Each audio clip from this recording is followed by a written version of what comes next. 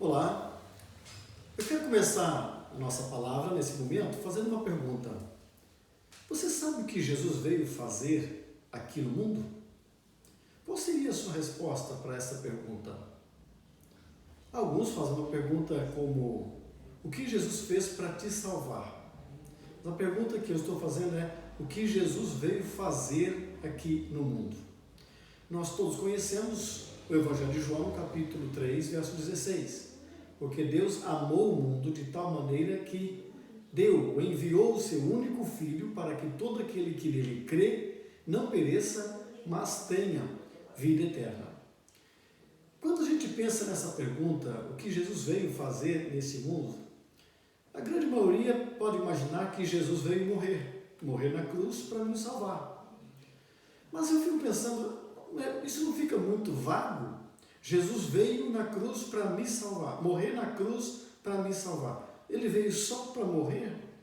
E para ele morrer na cruz para me salvar, precisaria viver aí 33 anos, como dizem que ele viveu 33 anos, embora a Bíblia não dá nenhuma resposta clara para a gente, nós não temos nenhuma base que Jesus começou o seu ministério com 30 anos e terminou com 33 anos, então Jesus só trabalhou 3 anos. E para ele vir aqui nesse mundo, para morrer, para nos salvar, ele poderia ter morrido no primeiro ano, no segundo, ele poderia ter morrido com 12 anos de idade e já teria morrido para nós, porque ele era Jesus, morreu para nos salvar. Eu creio que não é apenas morrer para nos salvar. Infelizmente, alguns outros parece que acreditam que Jesus veio para fazer milagres. E tudo que pensam sobre o Senhor, tudo que fazem nas igrejas é buscar milagres. Outros acreditam que Jesus veio para buscar do povo adoração, que o adorassem, para que fossem adorados. E aí há igrejas que passam grande parte dos seus cultos somente em adoração, em cânticos. A menor parte do culto é a mensagem. O que realmente Jesus veio fazer? A resposta para essa pergunta está no Evangelho de Marcos, no capítulo 1, versículo 38. Em versículo 38 de Marcos, o Senhor disse assim aos seus discípulos: vamos para outro lugar, para os povoados vizinhos, para que também lá eu pregue. E aí vem a frase mais interessante: porque foi para isso que eu vim. Esta é a resposta para a pergunta que nós começamos. O que Jesus veio fazer no mundo? Ele disse que ele veio para pregar. Ele convida os discípulos para irem aos vizinhos, aos povoados vizinhos, para que pregasse lá também, porque foi para isso que ele veio. Então, fica bem claro para nós que Jesus veio para pregar e não apenas para morrer, e não apenas para fazer milagres, como muitos esperam. Em que consistia a mensagem, a pregação de Jesus? John Stott diz que a essência da pregação de Jesus foi desafiar seus seguidores para serem diferentes de todos os demais. No Evangelho de Mateus, no capítulo 6, versículo 8, Jesus disse assim aos seus seguidores: não sejam iguais a eles. A mensagem de Jesus era que seus seguidores fossem diferentes da vida dos homens que viviam sem segui-lo, sem Jesus. Ele pregou e ensinou valores e padrões diferentes do mundo. Ele falou do reino de Deus, ele falou de justiça, ele falou de verdade, ele falou de paz, ele falou de amor, ele falou de reino celestial. Nos seus ensinamentos, as lições dele eram sobre conduta moral, sobre princípios de vida que orientam o nosso viver cristão. Qual a essência da pregação de Jesus? Eu anotei 3 bases principais da pregação de Jesus. Primeira, ele veio anunciar através das suas pregações o reino de Deus. Ele veio anunciar através das suas pregações, então a pregação de Jesus anunciava o reino de Deus. Quando ele convida os seus discípulos para irem aos povos vizinhos, aos povoados vizinhos, para pregar. Ele iria pregar o quê? Ele iria pregar a respeito do reino de Deus. Ao falar sobre o reino de Deus, ele estaria dizendo onde é esse reino. E ele, quando conversa com seus discípulos, diz: meu reino não é deste mundo, meu reino é lá de cima, é lá do céu. Ao pregar sobre o reino de Deus, ele diz onde é esse reino de Deus. O reino de Deus é lá de cima. E mais tarde ele vai dizer aos seus próprios discípulos: vós não sois deste mundo, vós sois lá de cima. Vocês não são aqui de baixo, vocês são lá de cima. Porque ele veio trazer esta mensagem em que ele apresentava ao homem, ao mundo, o reino de Deus. Ele disse onde ficava o reino de Deus. Ele está dizendo nas suas mensagens quem governa esse reino: o Pai, Deus. E aí ele também vai apresentar ao longo das suas pregações, dos seus ensinamentos, as características do reino de Deus. É um reino de justiça, é um reino de paz, é um reino de vida, é um reino de amor, reino de verdade. Nos ensinamentos de Jesus, ele ensinou como chegar ao reino de Deus. Vejam que, primeiro, ele veio, anuncia o reino de Deus, ele diz onde é esse reino, ele diz como é esse reino e quem governa esse reino. Porque ele estava falando com homens que estão vivendo no reino do mundo, no reino da terra, governado por homens que são com características injustas, onde não há verdade, onde não há vida, há morte. E nos ensinamentos, então, Jesus ensina como chegar ao reino de Deus. Uma das primeiras partes dos seus ensinamentos de como chegar ao reino de Deus, ele vai dizer: ninguém vai ao Pai senão por mim.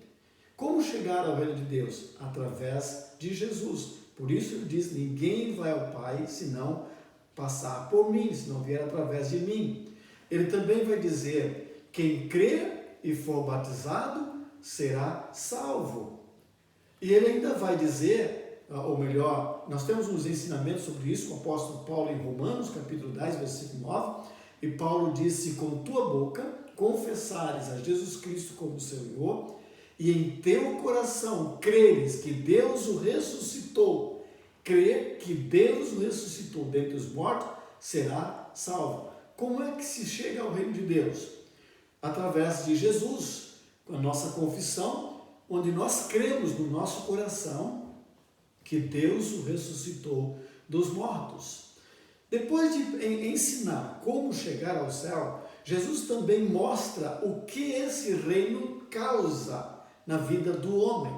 Quando o homem adentra a esse reino celestial, ele vai dizer, como por exemplo nas palavras que ele tem com a mulher samaritana, que quem crer nele, rios de água viva fluiriam do seu interior.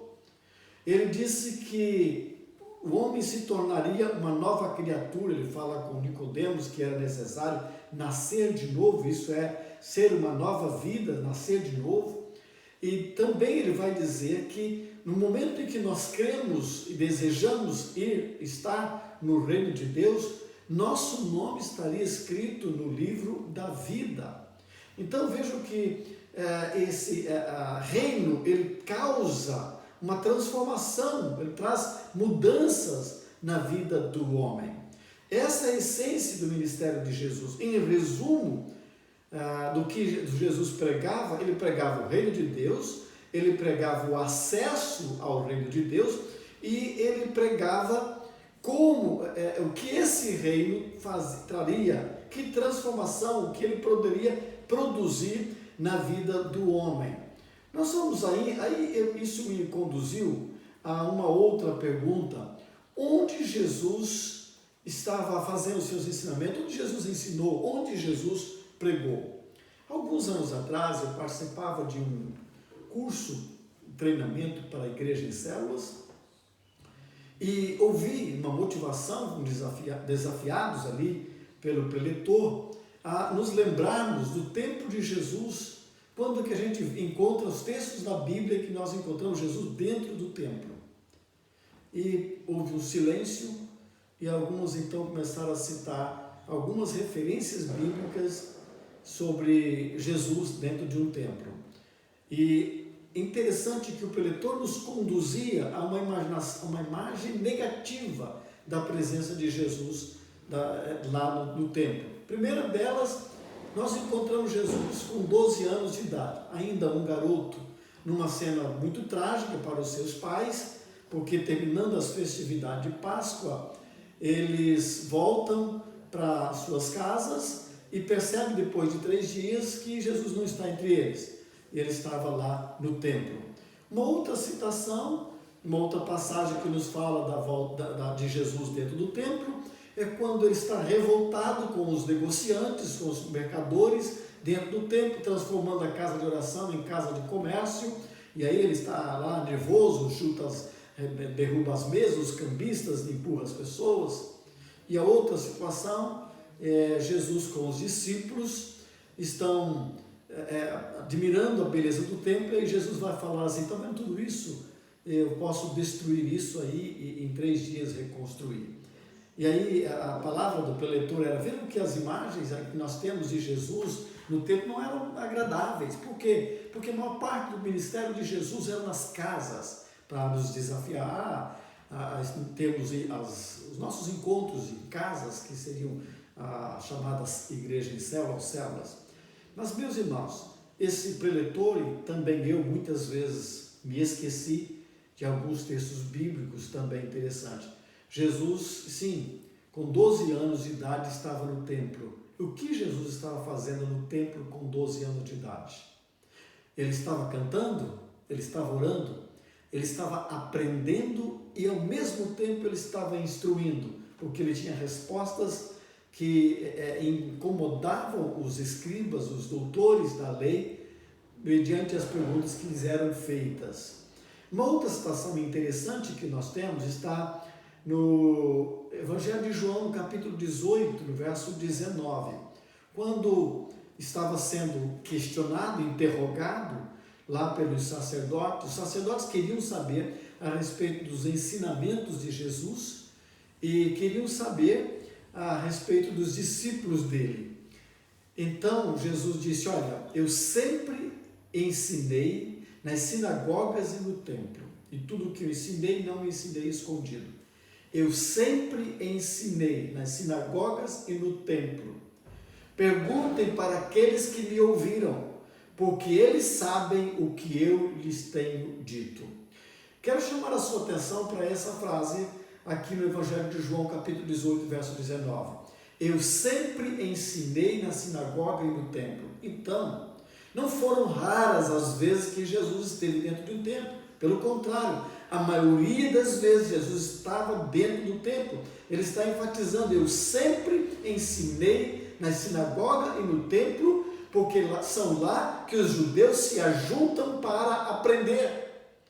Agora, há um outro detalhe interessante, uma frase ainda no verso 21 do capítulo 18 de João, quando Jesus fala para os sacerdotes: perguntem para aqueles que me ouviram, eles sabem o que eu lhes tenho dito. Meu amigo, você sabe o que Jesus ensinou? Você é capaz de se lembrar dos ensinamentos de Jesus? Você é capaz de se lembrar dos milagres de Jesus? Se eu fizer a pergunta, você poderia começar a fazer uma lista de milagres de Jesus? Aí você ia fazer uma lista enorme. Você sabe, você se lembra de Jesus curando o cego, você se lembra do milagre da multiplicação dos pães, você se lembra da cura do paralítico, do leproso, enfim, você se lembra do milagre da ressurreição, enfim, a lembrança nossa sobre os milagres de Jesus, elas são vastas.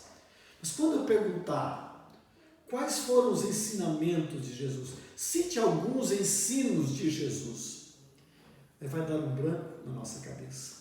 Por quê?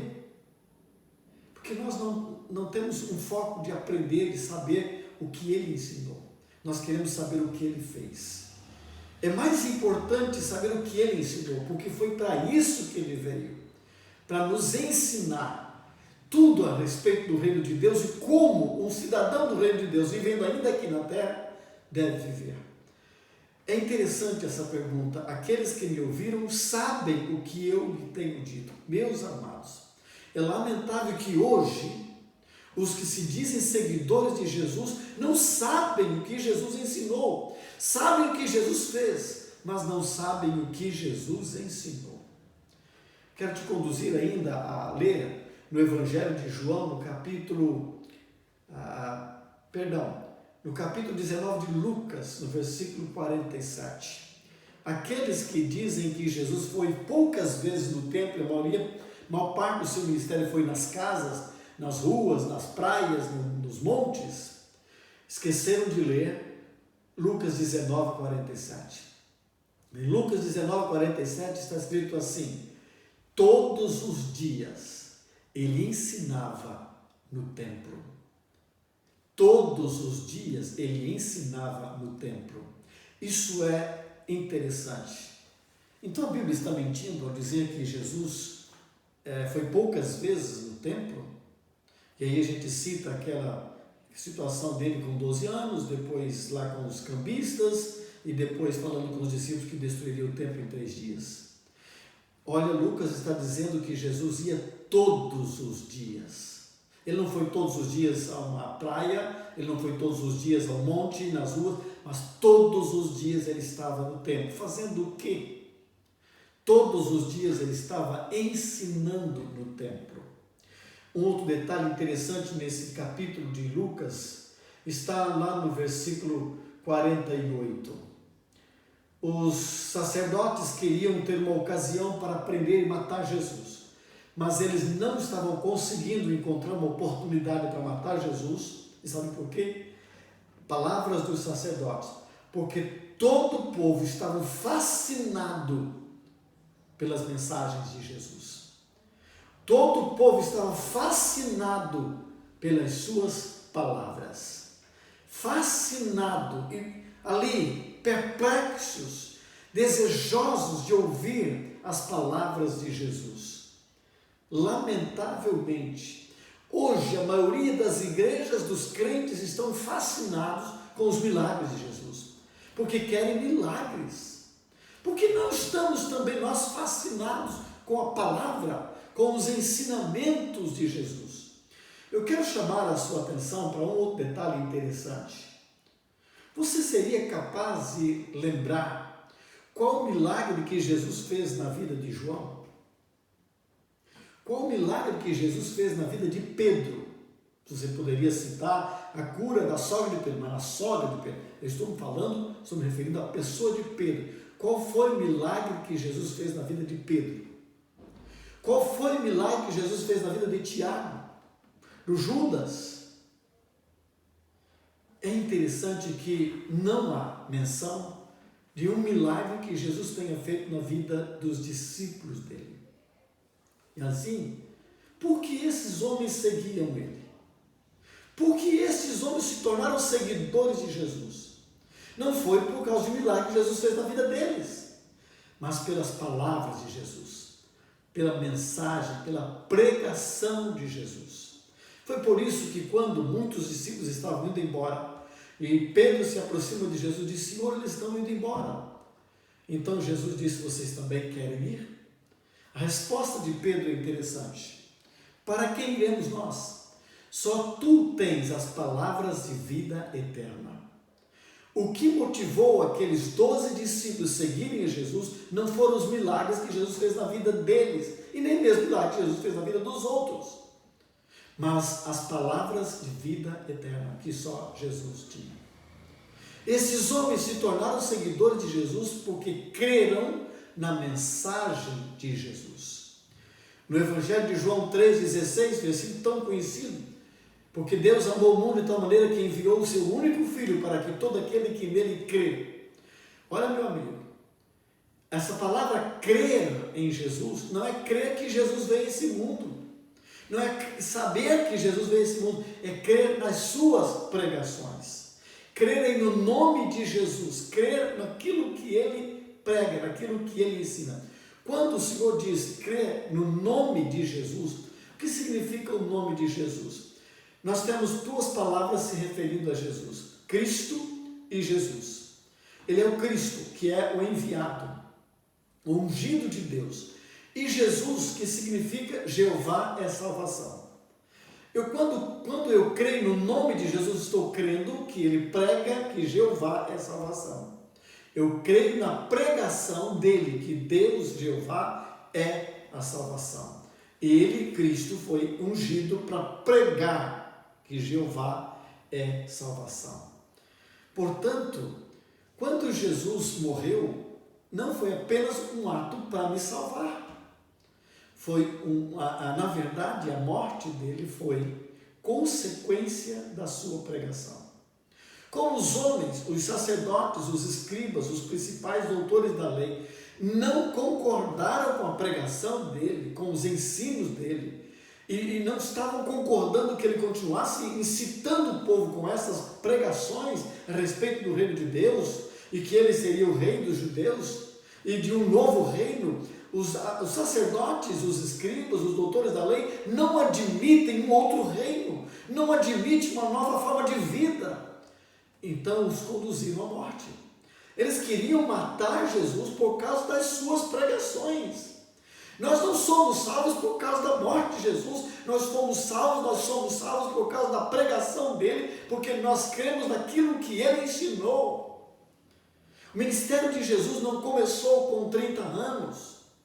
Para mim, o ministério de Jesus começou quando ele foi gerado no ventre de Maria. Lá estava começando o ministério de Jesus. O ministério de Jesus não durou 3 anos, o ministério de Jesus durou 33 anos. Jesus não trabalhou apenas 3 anos.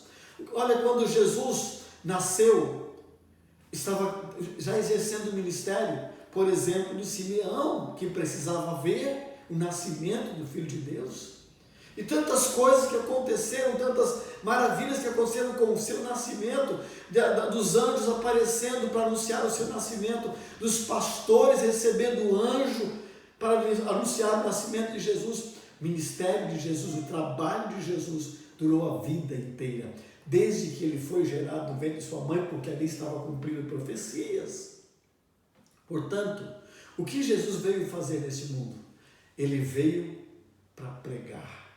É exatamente isso que nós temos em Marcos 1,38. Vamos até os povoados vizinhos para que eu pregue lá, porque foi para isto que eu vim. Quando o Senhor nos manda Jesus para nós crermos nele, está dizendo para nós crermos na pregação que ele via trazer para nós. Ele estava dizendo que nós temos que crer nos ensinamentos dele para nós. Ele nos ensina sobre o reino de Deus. Nós precisamos ler mais sobre o Sermão da Montanha. Nós precisamos ler mais sobre as bem-aventuranças e aprendermos as lições de Jesus para nós. Ele nos ensina a viver. Ele nos ensina a respeito do reino de Deus. Ele nos ensina a respeito de Deus. Ele nos ensina a respeito do céu. Ele nos ensina como chegarmos ao céu. Ele nos ensina como viver. E ele nos ensina o que o reino de Deus produz em nossa vida. Ele veio para dizer que quando nós cremos nessa mensagem, ele vem para fazer morada em nós. Essa é uma mensagem diferente, porque a mensagem que pregavam os escribas, os sacerdotes, é que Deus estava lá no templo. Agora ele vem para dizer que Deus está dentro de nós, não apenas em um templo. E eu preciso crer nesta mensagem. Eu preciso crer que Jesus está em mim. Eu preciso crer que Deus agora vive em mim. Eu preciso crer no poder de Deus de ressuscitar o seu Filho. Assim como Paulo disse, se com tua boca confessar que Jesus é Senhor, que governa a sua vida. Se você crer no seu coração que Deus o ressuscitou dos mortos, será salvo. A nossa salvação não está no fato apenas de Jesus ter morrido na cruz. Ele morreu em consequência da mensagem que ele pregou. E nós seremos salvos em consequência da mensagem que ele pregou. Seja salvo pela mensagem que Jesus prega, ainda hoje, através da sua igreja, através da sua palavra.